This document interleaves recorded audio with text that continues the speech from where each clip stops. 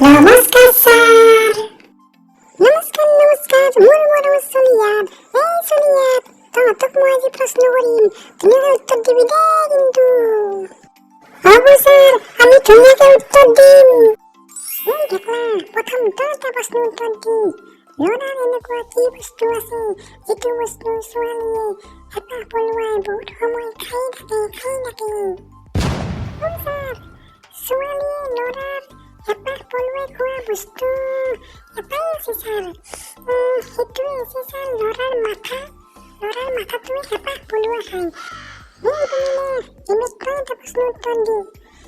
এনেকুৱা কি এটা বস্তু আছে যিটো ব্যৱহাৰ কৰাৰ আগতে পিহি লোৱা হয়, পিহি পিছত থু লগাই ভৰাই দিয়া হয়। কি বস্তু কওঁ? ছাৰ, পিহি থু লগাই ভৰাই দিয়া হয়।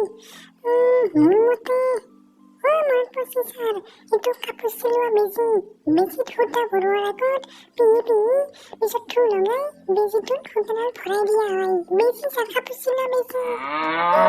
এইমাত্ৰ এটা প্ৰশ্নৰ উত্তৰ দি। এনেকুৱা কি বস্তু আছে যিটো কৰাৰ সময়ত ছোৱালীয়ে মুখৰ মাত বহুত ওলায় আৰু ল'ৰাই চুপচাপ থাকে? কওঁ উত্তৰটো কি? ছাৰ, ছোৱালীয়ে মুখৰ মাত বহুত ওলায় আৰু ল'ৰাই চুপচাপ থাকে। এইটো ছাৰ মনত পৰিছে ছাৰ, ল'ৰা আৰু ছোৱালীৰ মাজত যেতিয়া কাজিয়া লাগে, ছোৱালীয়ে বহুত হাল্লা কৰে, বহুত গালি পাৰে, সেইকাৰণে মুখৰ মাত ওলাই বহুত, আৰু ল'ৰাই চুপচাপ ছোৱালীৰ গালি শুনি থাকে, সেইকাৰণে মুখৰ মাত নোলায়।